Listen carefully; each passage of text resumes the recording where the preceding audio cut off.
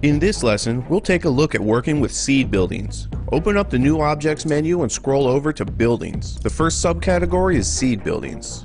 The first type, background wooden buildings, is not like the rest, so we'll skip that one for now.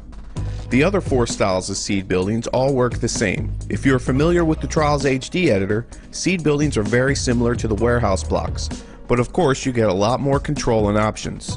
Start by spawning a seed building in the editor.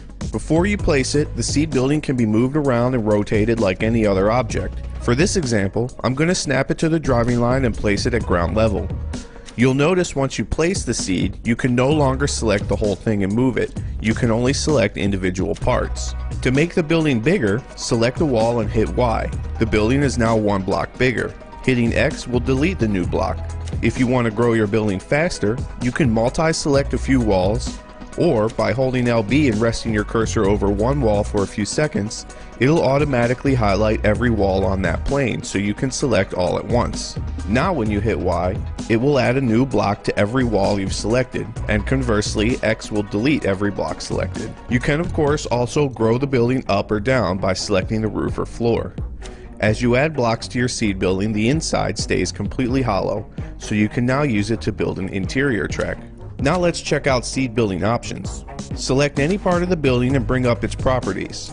The first two options affect the whole building. Select Building Settings to bring up a submenu with a few options for adjusting your building. Re-Randomize Building will randomly change the variation of every wall in your building. We will cover manually changing variations in just a moment.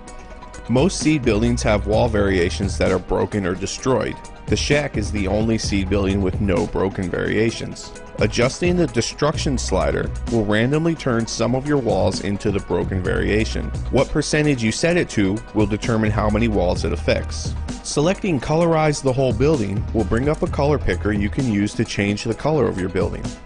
Finally, we have Physics Type. These are the same options we've already discussed in the Advanced Objects Properties tutorial.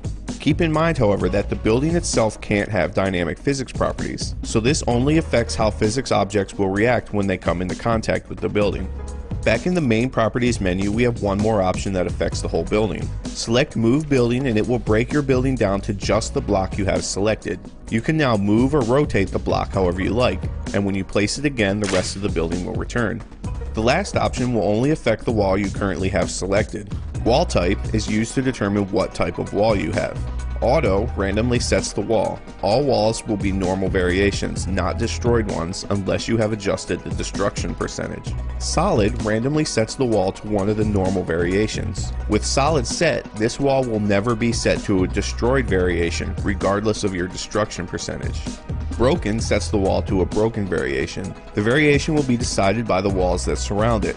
So for example, if you have two broken walls side by side, they will automatically be variations that visually fit together. Empty gets rid of the wall altogether.